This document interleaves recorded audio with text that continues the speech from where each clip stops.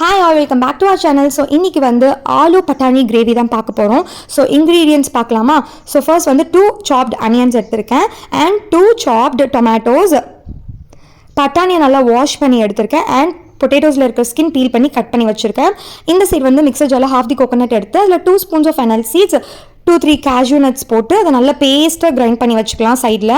So this side வந்தோன்னா நம்ம 1 பாட்டில் தான் பண்ண போகிறோம். ஸோ அதனால் நான் ப்ரெஷர் குக்கர் எடுத்து அதில் 3 டேபிள் ஸ்பூன் ஆஃப் நல்லெண்ணெய் யூஸ் பண்ணுறேன். நல்லெண்ணெய் வந்து இந்த ரெசிபிக்கு சூப்பராக இருக்கும். அண்ட் ஃபெனல் சீட்ஸ் எல்லாம் போட்டு அது நல்லா ரோஸ்ட் ஆகி வரும்போது சாப் பண்ணி வச்சுருக்க அனியன்ஸ் போட்டு அதையும் நல்லா ஃப்ரை பண்ணிக்கணும்.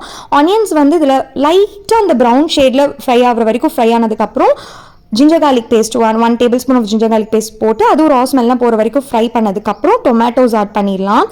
ஸோ டொமேட்டோஸ் ஆட் பண்ணிவிட்டு லைட்டாக சால்ட் போட்டு அது டொமேட்டோஸ் வந்து நல்லா சாஃப்டாக குக் ஆகிற வரைக்கும் குக் பண்ணிக்கலாம்.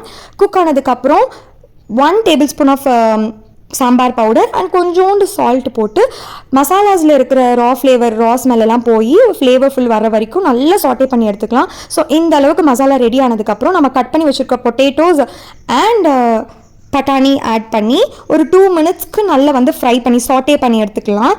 ஃப்ரை பண்ணதுக்கப்புறம் வாட்டர் கரெக்டாக அந்த வாட்டர் லெவல் எப்படி இருக்கணும்னா அந்த வெஜிடபிள்ஸ் எல்லாமே நம்ம போட்டிருக்கிறதுக்கு கரெக்டாக நம்ம சோக்கார அளவுக்கு வந்து வாட்டர் போர் பண்ணி அது லைட்டாக பாயில் ஆகி வரும்போது குக்கர் லிட்டை மூடி விசில் போட்டு ஷார்ப்பாக சிம்மில் வச்சு ஷார்ப்பாக 10 மினிட்ஸ்க்கு விட்டு இறக்கணும்னா இந்த மாதிரி சூப்பரான கிரேவி ரெடி ஆகும். ஸோ இந்த சைடு நம்ம கோகோனட் மிக்ஸ்சர் இருக்குல்ல, ஆல்ரெடி கிரைண்ட் பண்ணி வச்சுருக்க பேஸ்ட்டை போட்டு நல்லா மிக்ஸ் கொடுத்து லாஸ்ட் ஸ்டெப்பாக ஃபார் தி ஃப்ளேவர் ஆடிங் ஏஜென்ட்டாக நம்ம வந்து கொரியாண்டர் லீவ்ஸ் போட்டு நல்லா மிக்ஸ் பண்ணி எடுத்தோன்னா சூப்பர் சிம்பிள் 1 பாட் ஆலு பட்டாணி கிரேவி ரெடி.